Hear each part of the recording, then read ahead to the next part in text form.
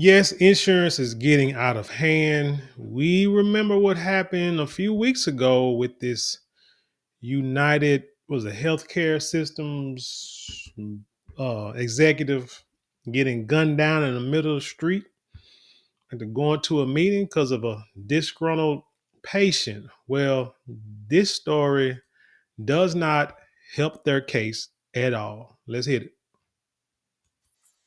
It's 2025 and insurance just keeps getting worse. I just did 2 bilateral deeps and 2 bilateral tissue expanders for patients. And I've never had this happen before, but during the second deep, I got a phone call into the operating room saying that United Healthcare wanted me to call them about one of the patients who was having surgery today, who was actually asleep having surgery. And, said I had to call right now. So I scrubbed out of my case and I called United Healthcare, and the gentleman said he needed some information about her, wanted to know her diagnosis and um, whether her inpatient stay should be justified. And I was like, do you understand that she's asleep right now and she has breast cancer? And the gentleman said, actually, I don't. That's a different department that would know that information. And I was like, well, she does need to stay overnight tonight. And you have all the information with you because I got approval for this surgery, and I need to go back and be with my patient now. But yeah, it's out of control. Insurance is out of control. I have no other words. It's 2025. Yeah, out of control is saying it lightly. I so let's say I've been in the workforce. What am I? 47, so I can say probably started 19 years old. So what is that? 20, 30, 30 something years of working, right? As an adult, paying my own bills, paying my own insurance and stuff like that. I remember I used to work at a warehouse. Insurance it was cheap. It was cheap because my ex-wife, she was a nurse. I was working in the warehouse. Her insurance was so expensive that I it made more sense to carry my family on my insurance. I can remember when my daughter had to go to the hospital. She was young. She had a fever of like 103, not 100.3, but 103 for like 2, 3 days. Give her some Tylenol over the counter, whatever, to go down, shoot back up, go down, shoot back up. Homeboy of mine said, he said, like, MC, man, she had a fever for 3 days. You gonna take her to the hospital. I'm like, okay. I mean, really? Yeah, yeah. She took her to the hospital away. She needed like IV. Had great insurance, good insurance, great insurance. Uh, paid. I was the only one that had insurance. Man, I got like 2 or 3 bills and 2 or 3 phone calls asking because my insurance acting like they didn't want to cover because they wanted to make sure that her mother didn't have insurance also. And so I'm like, and I had already, and like I said, we had already squared this way the first time. No, when they ask you the first time, does anyone else have insurance? You say no. And then they kept coming back again, like a month later. I get a bill from the hospital, like, hey, your insurance is not paying it. I'm like, what the hell? So I call the insurance, say, oh yeah, we just want to know if there's any secondary coverage, what I'm saying, with the child, with with the child's mother. I'll say that. But we was married. So the child's mother, I was like, no, I'm the only one that got insurance. Okay, fine, we'll go ahead and file this. A month later, I get another bill from the hospital. Same thing. My daughter had to go to the hospital, stay overnight, give her IV, stay like this kind of overnight observation. I gave her IVs, medication, everything. Boom, dropped it down. She was cool. Month later, get another bill from the hospital. Same thing. I call the insurance again, and this time I'm like pissed.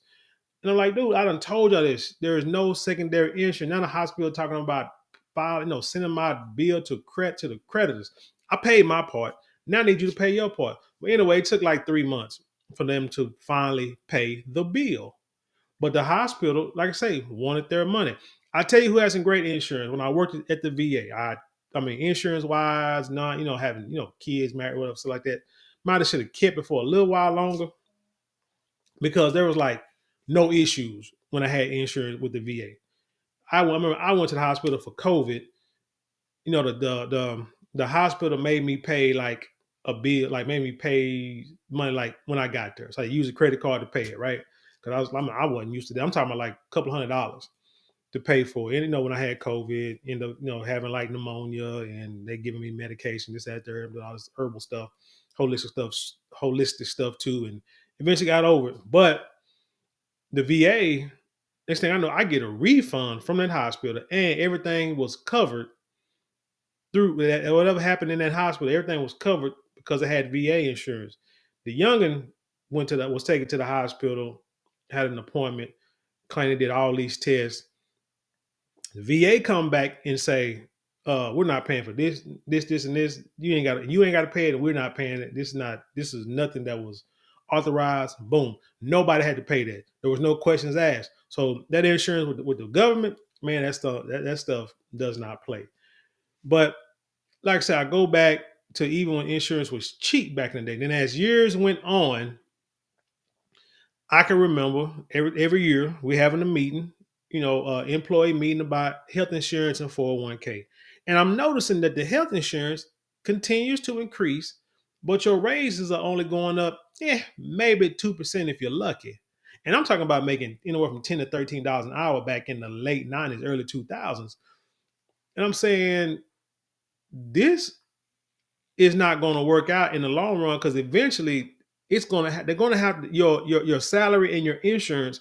Eventually, they're going to have to catch up to each other, and that's not a good thing. And like I say, my insurance was like cheap, not maybe like $100 every 2 weeks for a whole family, when medical insurance was like maybe $200-300 every 2 weeks back then.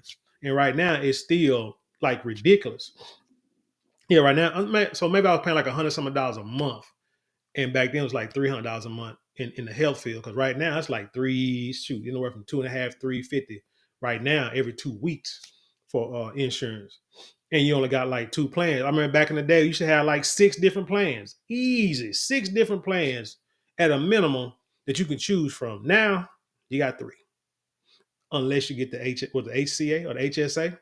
Yeah, HSA, the Home Savings Account, Health Savings Account. But besides that, you got 3 plans you can pick from. So insurance has played a major role negatively in people's lives ever since the inception. The field I'm in dialysis, when we get new patients, they get like a catheter in their chest, a CVC in their chest, and we eventually want them to get access in their arm so we can do the cleaning there, do the dialysis there. Used to be able to, and this is just like a couple of years ago, up until about couple of years ago. As soon as the patient comes in, we get new patients. We're giving an appointment to send them out to get a vein mapping for their arm to see if their veins are big enough, mature, healthy enough to create an access in their arm, a fistula or a graft access in their arm, so that way we can do dialysis there. All of a sudden, around about the time you get to renewing insurance, we would send out referrals for vein mapping, and it will come out and say the insurance they have will not cover that. We're like, what? We thought it was just, okay, well, you got the wrong insurance. They said, well, man, that's the one they sent to us, and that's the one they changed us to. And, they call us and say, Garrett, get this insurance. That's the one they recommended.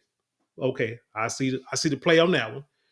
But I thought maybe it was like 1 or 2 people. Kind of find out it was an insurance-wide issue, to where none of them, like I said, no insurance companies were paying for vein mapping. Now, this is a procedure done to help save a person's life. To give a person a longer lifespan. You do a vein mapping just to make sure, but now you have to recode it and just say they're going to go in for a procedure or go in for the actual procedure. But vein mapping, insurance won't pay for it. It's like unnecessary. It's like, how in the hell is this unnecessary? And this we're talking about, because if you keep this access in your chest, it's an increased risk of infection, which is what we're concerned about. And when you get infections in this line goes straight to your heart, that's where people, so that's where we get the concern at. That's where the issue is. So they say if you put in the arm, is least likely to get infected. Not saying it won't, but you want to reduce your risk, right? And we're like, how in the heck is that not uh life? You know, so how is it not deemed like a life saving event? So when I see this here, and I even remember with my well, let's say like this, like say with my ex, and like when she was like pregnant, she would get pregnant and she would have issues, and there was a procedure that she needs to get done, and the insurance was not trying to pay for it, saying it was not life or death. But it's like, how in the hell is it not life or death that is she getting pregnant and it's going to make a mess around, and we can lose the fetus or the baby, however you want to describe it. That's a life. I see it as a life. And if that like, and it happened like on maybe at least one occasion, so it's like I see it as a life. This needs to be done. I had a great HR representative at the warehouse job I worked at back then who fought for us in order for this procedure to be done, and it was done, and it helped. And so now I got a 20-year-old out there in college, you know what I'm saying, drawing my pocketbooks. But anyway, uh, but it's a blessing. But it's like, and then now you know, HR, human resources, shoot, their companies are done with human resources because it's supposed to advocate really for us, but on the real to advocate for the company. But this woman advocated for me and made sure that something was done for me, and I think she wasn't there too much longer after that. So, like I say, insurance. It's unfortunate that we need it, but you do know if we could, if everybody could make enough money, and it's kind of hard. This is why you try to do preventative measures for the most part. You can't avoid everything, but if you can have preventative measures for, say, like you eat right, exercise, don't smoke, drink a lot of water, eat your fruits, vegetables, your seeds, your nuts, your beans, stuff like that. Don't eat processed food, not a lot of not a lot of sugar. You can help prolong your health longer, have more of a healthy life. I've heard, I've spoken with people talking about, man, I would love to live a long, healthy life and like, die peacefully. I heard people say, I don't want to live long. I don't want to live a long time. I don't want to live till I'm 100. I said, I do. I say, but, and my point, and it was a but, I want it to be healthy. You know what I'm saying? I don't care if I live to be, let's see, 50, 60, 70, 80, 90, 100. Whatever I get to, I want it to be healthy. Because if that's because somebody said, I don't want to be 100, I don't want to be sit around, that's silly. I mean, that goes against what I'm trying to say. I want to be, matter of fact, like this. I want to be, like I said, live 100 years old and still be able to get around. My grandmother was like 92, 94 when she passed away. Didn't pass away because of old age. Passed away because she fell in the bathroom, hit her head, whatever, and she was like laying there all night. And nobody found out about it till the next morning. She was still pretty much getting around, moving around her own little apartment, doing her own little thing, just had an accident. I want to be like that if I get to 90. Now, hell, I ain't saying that I want to have cancer, testicular cancer, prostate cancer, or whatever, diabetes, and you keep cutting off limbs every 6 months because of having diabetes and necrosis and all that kind of stuff and lack of circulation. No, I don't want to live to 100 having them problems. I wouldn't want to live to 50 to having them problems. Man, I probably wouldn't want to live next week if I had all them doggone problems. You understand what I'm saying? But if I could be healthy, which is why I've changed my diet. I've started, no, I ain't starting. I'm constantly like losing weight, trying, exercising, eating better, eating a lot better every day. It's a it's a cycle, but it's a change, a challenge. But anyway, the point is, I'm trying to live as healthy as possible so that when I get older, I have less and less reasons to need health insurance to cover this. Some things you can't avoid, or some things happen you know nothing about. I understand that.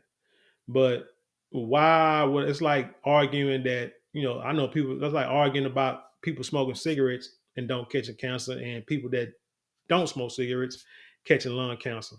Well, okay, that's fine. But the thing is, it's not all the time. And so I'm like, don't advocate. It's like if you use that analogy to me, you're advocating for people to smoke cigarettes. Why would you do that? That's what it sounds like. It's like I wouldn't even bring it up. I would be like, yeah, it happens. Yeah, it don't happen. Nothing. Everybody. I know people who smoke cigars till they like 100. I know people who smoke cigars or cigarettes or cigars till they in their 50s and they get lung cancer. Or in their 30s and 40s get cancer.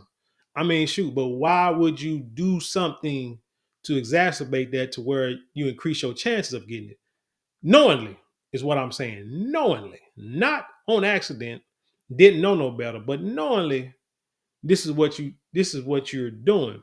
So anyway, so my point is, like I said, I want to be as healthy as possible. I have to use this insurance because this insurance, man, they the way they do these claims, the way they do people, I've seen claims, get denied. People getting denied of doing certain surgeries. Like I say, in dialysis, I see it all the time. I see it all the time. Somebody need an access put in, somebody need access clean, somebody need access fixed. They send it to the access center. Insurance may or may not cover it. Okay, so you're gonna have to go to a different, or the place may not accept the insurance because the insurance is too much red tape with their insurance, so they won't use that insurance. I don't understand why there's so many damn insurances in the first place. It really should just be a general insurance that you pay. If you pay a bill and something happened, you should get taken care of. Now, also remember with that insurance that you have, there are preventative measures that you can do that will cost you, I ain't gonna say cost you nothing because you pay insurance, but it's like it costs you nothing outside of insurance premiums. It's like going to the dentist, getting checkups, getting physicals. Hell, you can even get dietary information, exercise, health information through your insurance. Help gym memberships through some insurance. You just gotta, take advantage of it. Take advantage of that stuff so that way you don't have to prevent is better than to prepare is better than to repair. So if you can do preventative measures, then you ain't gotta worry too much about what happens. Because we are gonna get old, we are gonna have ailments, we are gonna have issues. So get ready for it.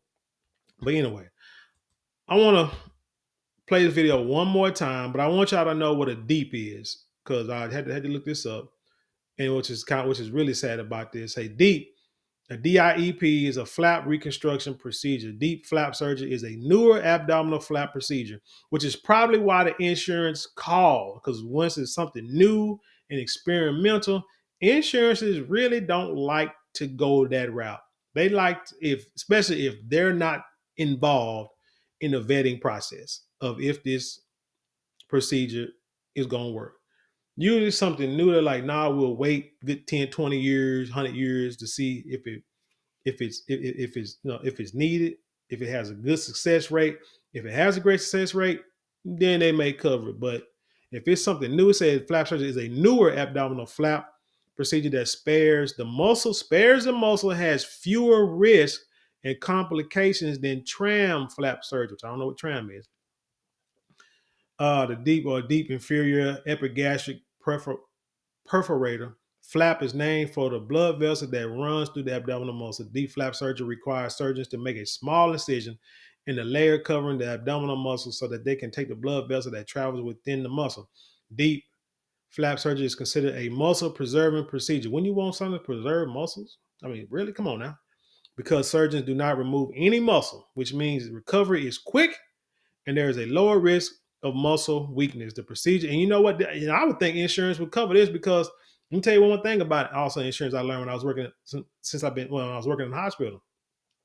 Shoot, I used to work on the floor. We have what's called special surgical unit where people with amputations, hip replacements, even like the gastric and all that kind of stuff will come on our floor to recover. Man, that is the insurance, not the doctor. It was the insurance that do their little studies and everything, and it's all about really cost effectiveness. They would be like, we want these people up, which makes sense. You do want them up as soon as possible. But we want them up as soon as possible, walking around, getting their bodies in motion because we don't want breakdown, like skin breakdown, muscle breakdown. We want to get their bowels and bladder move. We want to at least be able to pee before they leave. So the best way to do that is to get up and move around. I saw how that was like changed in a matter of a year or two that I was working on that floor.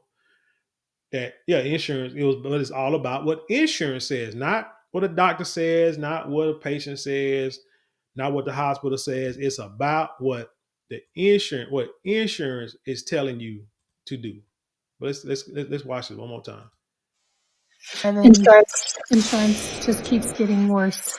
I just did 2 bilateral deeps and 2 bilateral tissue expanders for patients.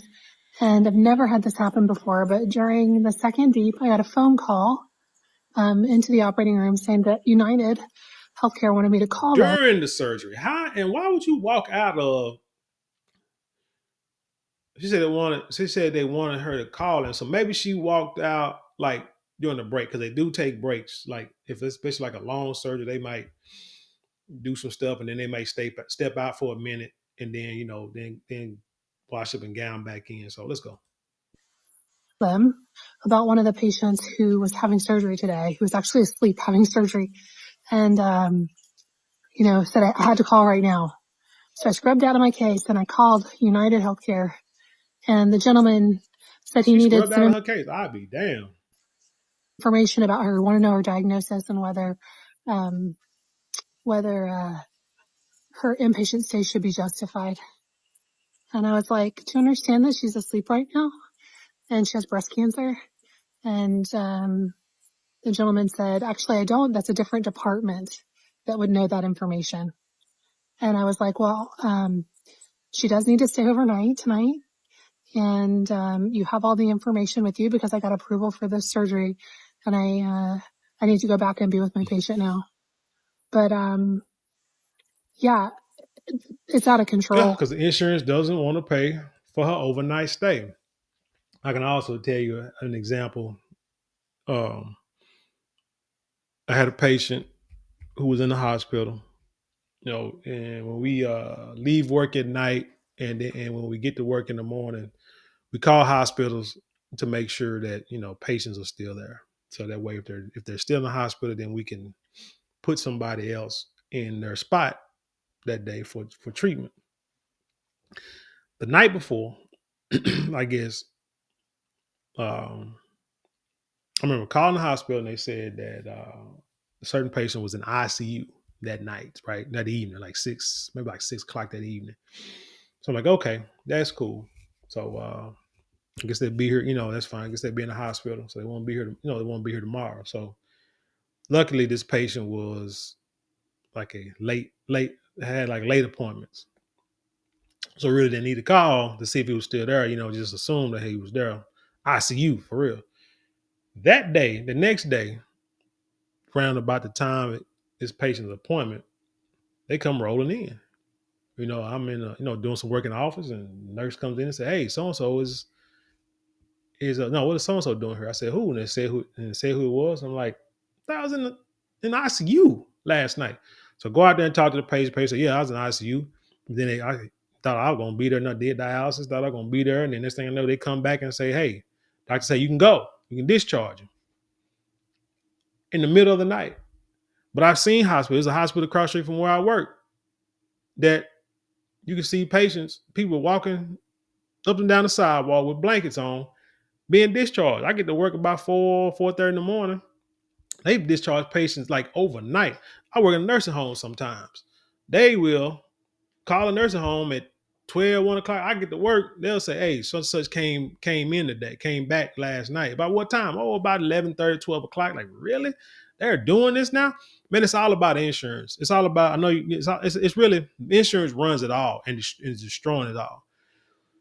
In this country, for sure. They might have to go on to this whole, what they call it, this generalized insurance plan, insurance for all. What's called affordable health care for all, because for all. You might have to do like Canada. I know they get charged. Their tax rate is hella crazy, but man, when it comes to your health and stuff, you allowing these people to dictate whether you live or die. And that is what's sad about this. But anyway, tell me what you think about this story. Leave your comments below. Share it with the world. Let's have intelligent conversation. You know how we do around here.